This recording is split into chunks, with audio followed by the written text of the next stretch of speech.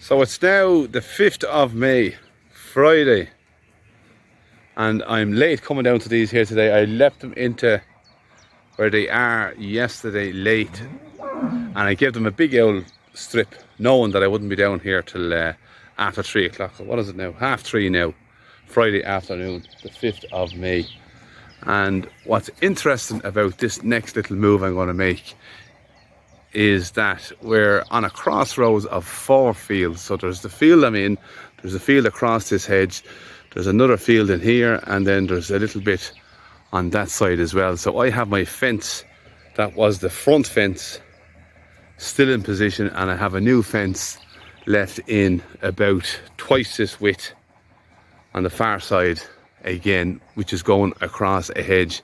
Now this farm before I had it was set stocked, and cattle had the run of the whole acreage, this whole hill. So there's lots of gaps in between the hedges all throughout the whole farm here. So even from there and unofficial gaps, there is the official gaps that tractors and machinery would have come through, but there's lots of cowways now that has developed, so they're kind of finding them again now. I like to give them access to the hedges. Now obviously they're only accessing them hedges, each hedge, for 1 day, and they're being moved on again, but each time they're near a hedge, I like to give them access to it. So there's lots of browse in all them hedges that they're going to come onto now. And actually I've noticed up here 2 trees has fallen down. I'm trying to think when the winds came. It was actually windy the last couple of days. Now there's 2 trees after falling from, that's next door's farm, that's not our place at all. So the drain is this side and the high side is next door, but 2 hedges, or 2 big trees has fallen down there, 2 whitethorns, full to the gills with ivy. So I normally put a fence down along here to stop them from going over, but it's fairly well hedged out there that they can't really fit through. So I'm going to allow them to browse on that ivy. Ivy is great picking for cows after calving and for cows in general. So I'm going to make this move now. Our new calf from the last day, our red calf, where is he? So we've 8 calves now, 3 bulls and 5 heifers. So our little bio is here. Now I'm going to try and attempt to tag this fella today before he gets too lively. But, the cows were all on the far side of that hedge when I arrived, and they've waited patiently here for me while I was setting up my fence. They're full, but they were giving out. We're having lots of big thundery downpours, so we have lots of growth, but we're still struggling with ground conditions. Well, look it. I don't think I'm struggling with it, but there's talk of struggle with ground conditions, especially trying to drive machinery or put out fertilizers or whatever conventional farming calls for at this time of the year. But our calf is here now, so I'm going to wake him up and get a bit of a closer look at him. So he's now, what, 2 days old, and I have a feeling he'll be handy enough tagged. He's quiet. I was the first thing he saw, more or less, out from his mother, so until he has reason to not like me, he doesn't mind me. So look, if we leave him there for now, I'm going to open this fence here and let them on in. So actually the reel is on the far side. I'm going to have to just gather it up with my hands and let them through. Our Galloway here, actually. I'm going to put new names on these now. I have decided that I'm going to call this lady Belty Moore and Belty Bug. I like them names. They're more, I suppose I haven't called them Galloways, but they're more, this type of Galloway is more known for their belts, so I think I really should be referring to them as Belties. So Belty Bug as in young Belty or small Belty, and Belty Moore as in the big one. Osquailga. Anyhow, I don't have much Irish, but the little bit I have I like to use, I suppose. Yeah, so I'm going to open this here now. So obviously my spool and reel is on the far side. There's a nice little frog and he's after just making a big dive for it. This is off, yeah.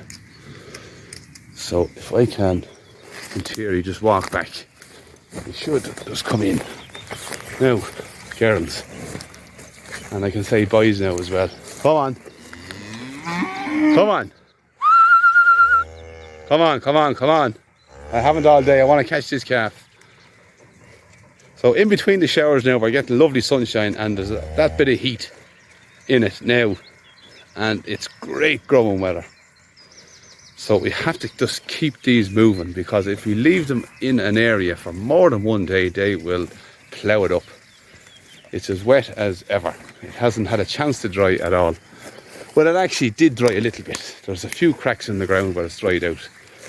But these are hungry now. They're not on for moving in. Come on. Walk on. Come on. Backlog here now. Now there's one after making a burst. Madra herself. So she's Madra. We have Belty Biog, Belty Moor, Lead Cow, and we have the Red Whitehead's daughter, which is a kind of a silly name. Our White Shorthorn and our nice White Shorthorn, wherever she is. She's behind me. Yeah. We have the Blue Cow and our Red Shorthorn. Oh, we'll get proper names eventually. Now this lady is my favourite. She's super quiet and she's the mother of that little Rony calf there that's coming now at the back. That's looking out for her brother lying down. Now, come on. Right, well I can close this up now. The calves themselves can make their own way. So I'll be back now. I'm going to close this fence here. I'm going to get my taggers set up. I'm going to show you another thing now I kind of overlook. When I'm talking away here, I'm always assuming that everybody understands farming and everyone that's watching is farmers or from farming backgrounds. And I got a question the last day about the pins sinking in the back of a cow and which would be more financially better, a bull or a heifer, and it was from a non-farmer, and it kind of made me realise that not everybody understands what I'm talking about. So I'm actually going to try and show today what I have to do with that taggers. Now, for those of you that know all about tagging, you can tune out. But the last couple of years now, we have the new microchip tag, and we have the tissue sample tag. Well, it's out a good while. That's for the bovine viral diarrhea, I believe, that we're all negative for here, thank God. So yeah, that's what I have to do. So one's a microchip and one's a tissue sample. And then for the pedigree cattle, I have to go and take hair samples. And they get another tag then as well for genotypes. So it's all tags, all red tape and all bureaucracy and regulations, and it's very annoying at times, to be honest. But that's for another day's story. Let me tie up this fence and I'll be back. Here's a great opportunity actually. Bucky is still lying there now. He hasn't noticed his mother is gone. So the cows are gone up through the hedge there and into the next field. Now I can get myself set up. If I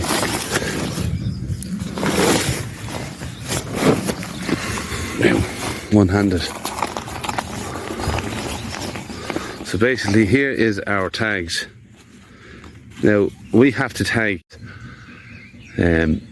So this one here is the tissue sample that goes on to my taggers, which is a special taggers, and that here is a kind of a little cutters, a round cutters that cuts out a circle sample and automatically stores it inside in this little cartridge.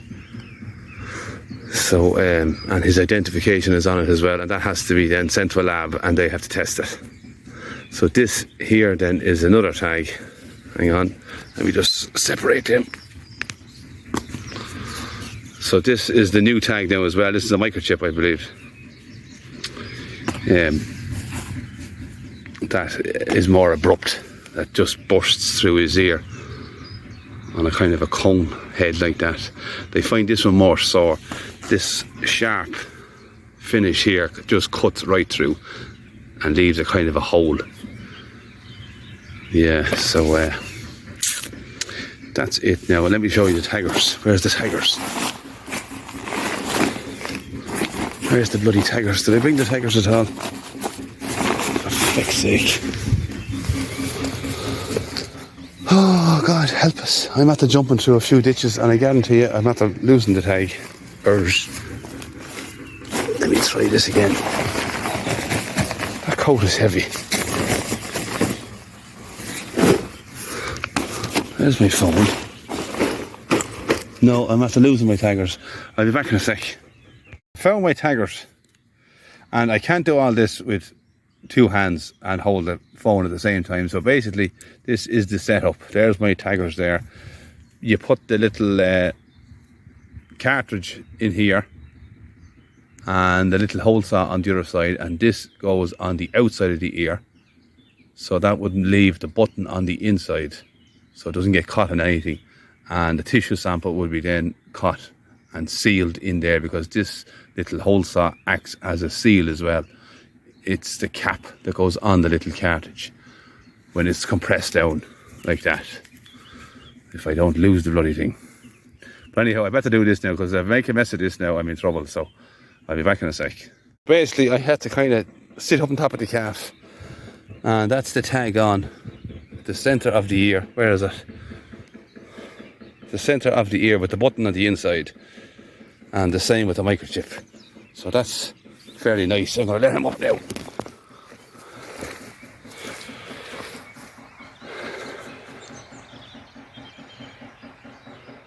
No, not a bother to him. So they're nice and neat done. I hate when they're too far out or too far low, or you want to have them just on the inside of the middle with the buttons to the inside so they don't get caught. Now he's a little bit annoyed because I had to sit on him. But that's him. Oh, he's officially a calf now. He has to be registered. So that's the taggers there now. They're Cormac tags I use. Boys in Ireland now will know what I'm on about. There's the other type, I don't know. I always use Cormac anyhow. That taggers doesn't work for the other type of tags. But that is the situation now. I'll run up here real quick and just show you what the cows are for the night, and I'll go home. He'll find his way eventually. So this is the kind of grass they're coming onto. We have lots of sweet picking at the minute. That's what they're coming off. They have it well et. Now I should be topping, only I'm not going to get a chance with the rain. You want it fairly dry. So this is a gap that machinery would have come through, I suppose, back in the day. You can see that the ground was starting to crack, but now it's completely drowned it again.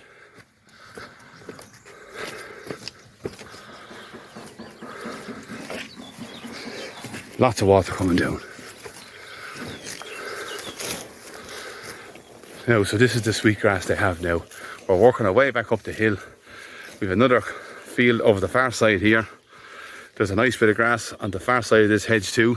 They can go through the gap there. And right on cue, look what we have. For those of you that's been following the channel, our herring is up there. She's gone again. Nice to see her. They're hatching at the minute. Oh Lord. Right, I tend to be out of breath a lot, and my breathing seems to be very loud. When I listen back to my videos, I can hear myself breathing mad. So it's either the wind or me breathing.